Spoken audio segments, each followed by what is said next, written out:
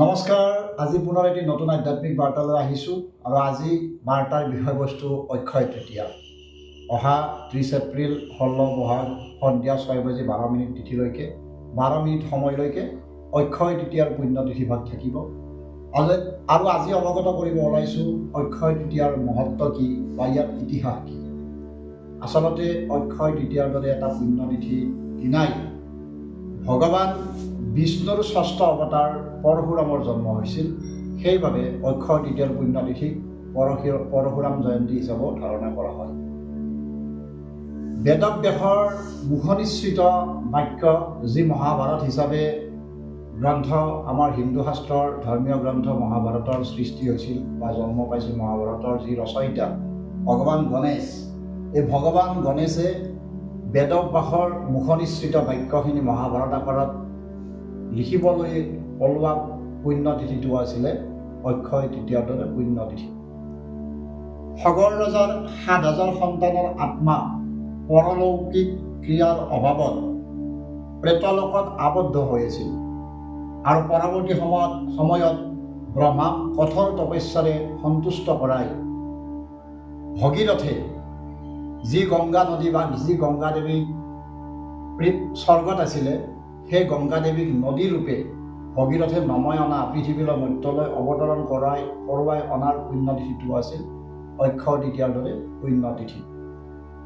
অক্ষয় তৃতীয়াৰ দৰে পুণ্যতিথিত কুবেৰে মহাদেৱক সন্তুষ্ট কৰাই বিপুল ধন ঐশ্বৰ্যৰ গৰাকী হৈ পৰে আৰু অক্ষয় তৃতীয়াৰ দিনা সেয়েহে ভগৱান গণপতি দেৱতা, ধনকুবেৰ দেৱতা আৰু মহালক্ষ্মী দেৱীৰ পূজা অৰ্চনা কৰাটো অতিকে জৰুৰী। আৰু পাৰিলে সিদিনা ৰাতিপুৱাৰ ভাগত যদিহে পাৰে যিসকল অসমবাসী লোক যদি কিবা কাৰণত গংগাত গৈছে, অক্ষয় তৃতীয়াৰ দিনালৈকে গংগা নদীৰ আশে পাশে থাকিব, তেওঁলোকে গংগা স্নান কৰি পুণ্যতা অৰ্জন কৰিব পাৰিব। লগতে যিসকলে গংগাত যোৱা নাই কিন্তু ঘৰতে গংগা নদীৰ পানী আপোনালোকে আনি আগতে সংগ্ৰহ কৰি থৈছে, অক্ষয় তৃতীয়াৰ দৰে পুণ্যতিথিৰ দিনা সেই গংগা নদীৰ এটক পানী অন্য পানীৰ লগত মিহলি কৰি ৰাতিপুৱাৰ ভাগতে স্নান কৰি উঠি ভগৱান গণেশ, লক্ষ্মী আৰু কুবেৰৰ নামত চাকি বন্তি নৈবেদ্য তথা মনৰ পৰা ভক্তিভাৱেৰে নিবেদন কৰিলে অক্ষয় তৃতীয়াৰ দিনা পুণ্যতিথিত অক্ষয় ফল প্ৰাপ্ত হয় বুলি ধাৰণা কৰিব পাৰি। অক্ষয় তৃতীয়াৰ দৰে পুণ্যতিথিতেই ভগৱান শ্ৰীকৃষ্ণৰ বাল্য বন্ধু সুদামাই তেওঁক লগ কৰিব আহিছিলে হাতত এমুঠি অন্ন লৈ, আৰু সেই অন্নমুঠি ভগৱান শ্ৰীকৃষ্ণৰ পৰম তৃপ্তিৰে গ্ৰহণ কৰাৰ পিছতে সুদামাও তেওঁৰ ৰাজ্যত গভীৰভাৱে ধনী হৈ পৰে বা পৰৱৰ্তী সময়ত সুখে শান্তি তেওঁ দিন অতিবাহিত কৰে। আৰু ভগৱান শ্ৰীকৃষ্ণ সুদামাই লগ কৰাৰ এই পুণ্যতিথিটো আছিল অক্ষয় তৃতীয়াৰ দৰে পুণ্যতিথি। অক্ষয় তৃতীয়াৰ দৰে পুণ্যতিথিতেই আমাৰ যে উৰিষ্যা পুৰীত জগন্নাথ মহাপ্ৰভুৰ যি ৰথযাত্ৰা হয়, সেই ৰথযাত্ৰাৰ ৰথৰ চকা নিৰ্মাণ কৰা পুণ্যতিথিটো হৈছিলে অক্ষয় তৃতীয়াৰ দৰে পুণ্যতিথি। ভগৱান সূৰ্য দেৱতাক যেতিয়া পঞ্চপাণ্ডৱে বনবাসত আছিল আৰু এই বনবাসত থকাৰ কালচোৱাৰ সময়ত সূৰ্যক যুধিষ্ঠিৰে গভীৰভাৱে তপস্যা বা ধ্যান ধাৰণাৰে সন্তুষ্ট কৰাই এটি অক্ষয় পাত্ৰ পাবলৈ সক্ষম হৈছিল।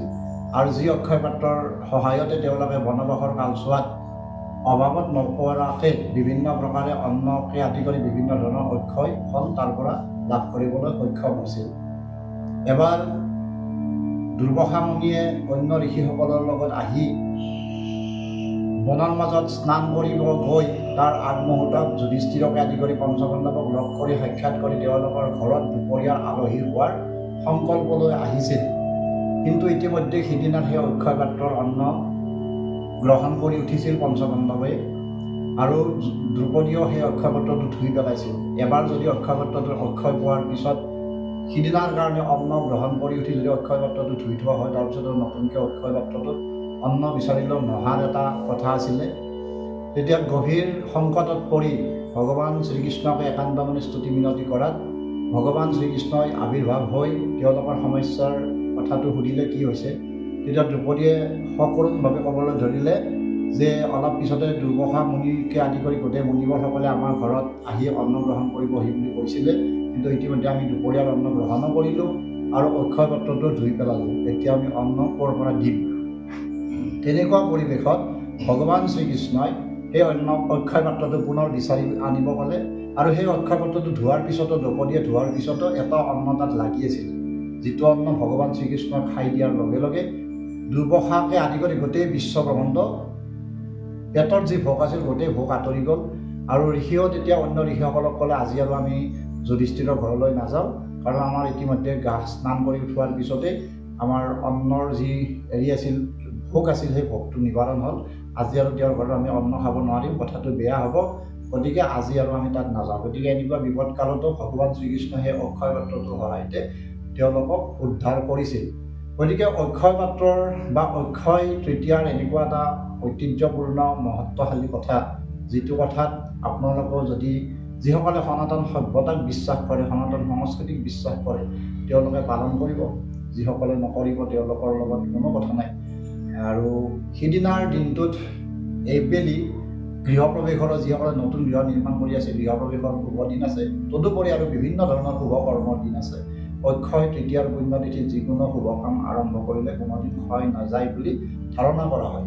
সেয়েহে আজিৰ এই পুণ্যতিথিটোৰ সম্বন্ধে মোৰ যথাজ্ঞানী আপোনালোকৰ ওচৰত অৱগত কৰিলোঁ। পৰৱৰ্তী সময়ত এনেকুৱা আৰু আকৌ নতুন নতুন আধ্যাত্মিক বাৰ্তা দি যাবলৈ নিশ্চয় চেষ্টা কৰিম। আজিলৈ বিদায় মাগিছোঁ। নমস্কাৰ।